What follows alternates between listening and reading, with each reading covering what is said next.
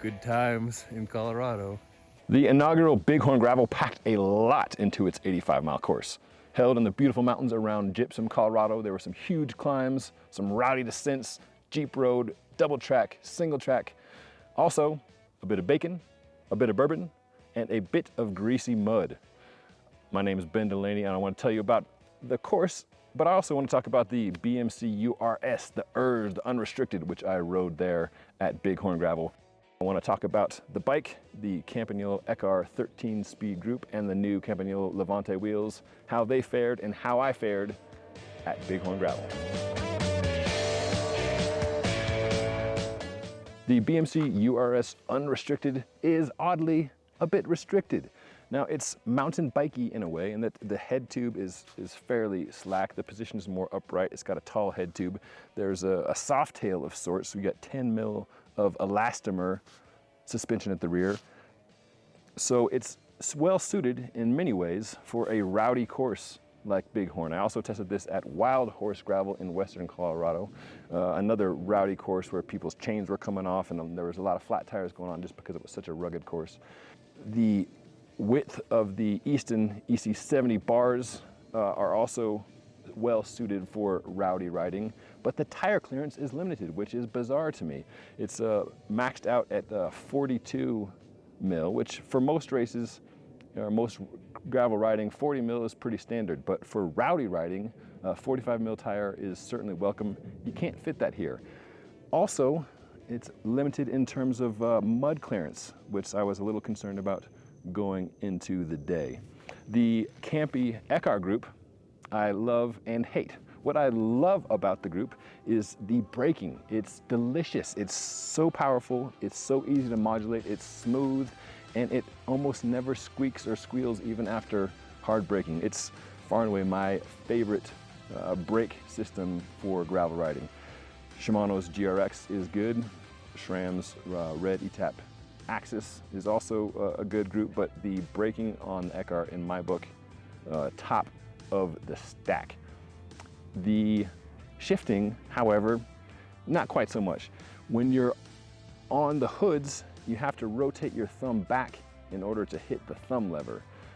When you're in the drops, even a shallow bar, you've got to reach up a little bit more than feels natural, even though Campy has added a little extension on the thumb button.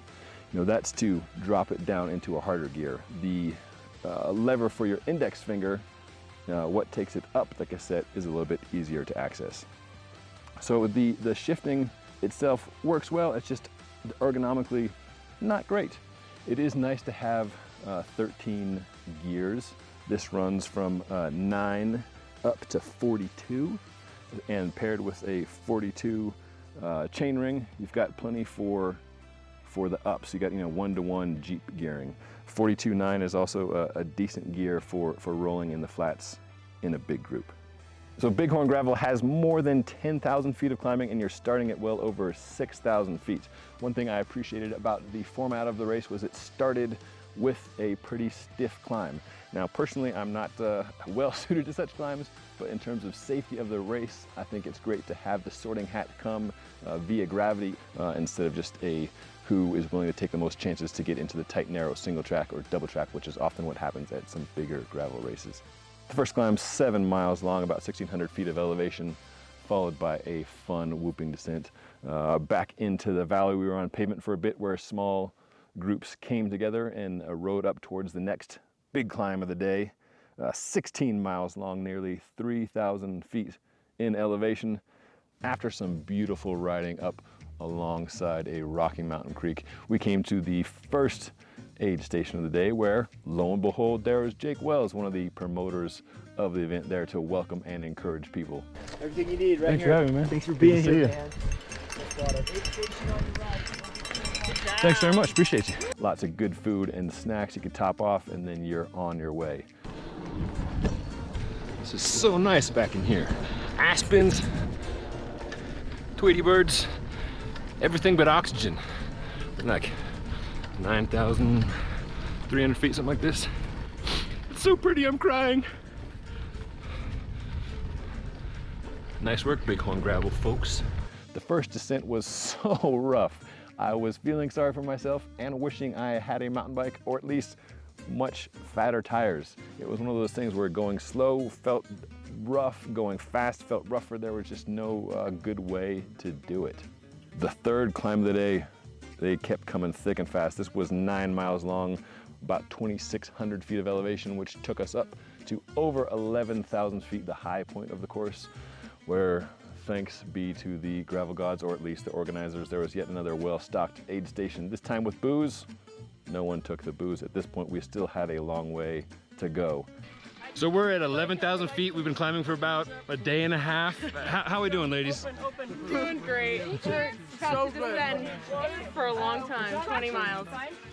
Got a good crew here. Did we make the right choice for the long course? No, TBD. Thank you, I Hey appreciate Caroline, it. how much fun are you having? Do you want the truth or not the truth? Always the truth. I hope it's me.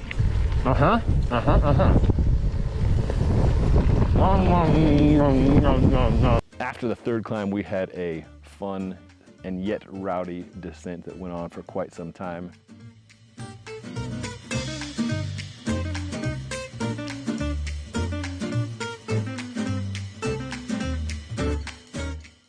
Then we ended up on some pavement before some double track and some delicious single track. Once again, I made a GoPro error. I thought I'd run out of batteries. It just jammed up on the preferences screen.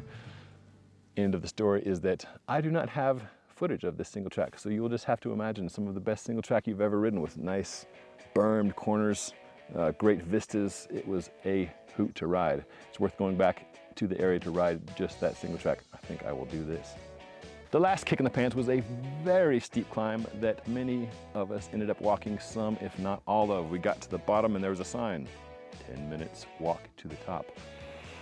I rode some, I walked some, and was very happy to, once at the top, see my man Wile E. Coyote with some bacon and some bourbon. What do we have here, sir? Jack Daniels. That's good and plenty. What else we got? We got bacon. And yes, the bourbon was probably a bad choice, but the bacon, that hit the spot.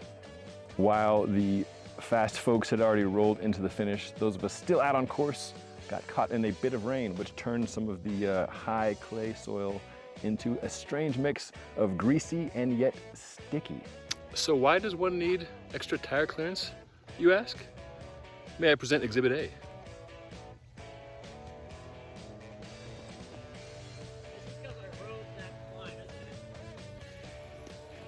Yeah, you said something about, well, at least it's not raining.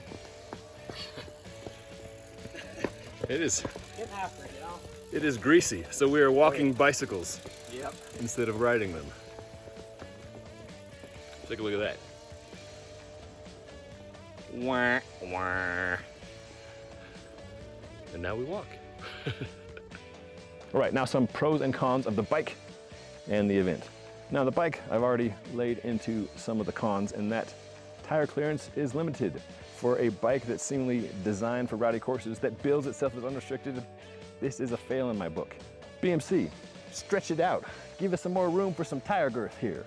The Campagnolo brakes were a delight and well used on the more than 10,000 feet of descending on the day. Also, I appreciate the lowly flexing seat post. There's lots of different technology out there, from suspension posts and stems and forks, but a flexing carbon seat post is a welcome thing, gets the job done. The Campagnolo Levante wheels. Campy makes a big deal out of its asymmetric design. That's not something I can feel. What I do appreciate is the lightweight, how they've been, knock on wood, trouble-free for months of testing, and how the smooth carbon interior requires no rim strip or rim tape. It just makes a solid seal right out of the box. Other positive touches on the BMC, lots of smart rubber. You've got armor on the down tube, on the chainstay, and then at the bottom of the fork legs. When you've got your wheel off and you put the bike down, you're not dinging up the carbon. That's smart for a gravel bike. Similarly, Campy's Ekar cranks come with little rubber caps for the ends of the crank arms. For the event itself, it was hard. it was a challenge. That is part of the fun and the frustration of gravel events, is that you know that you're in for a challenge, but you never know exactly what you are going to get.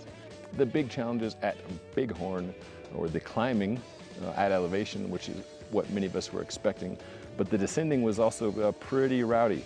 In short, Bighorn Gravel was a hoot. I recommend you doing it, and I recommend you bringing the bike with the biggest tires you can fit. A mountain bike would not be a bad choice here. Thanks for watching. I'm Ben Delaney. If you found this helpful, please subscribe. I'll be doing more of these and more bike and gear reviews in the future.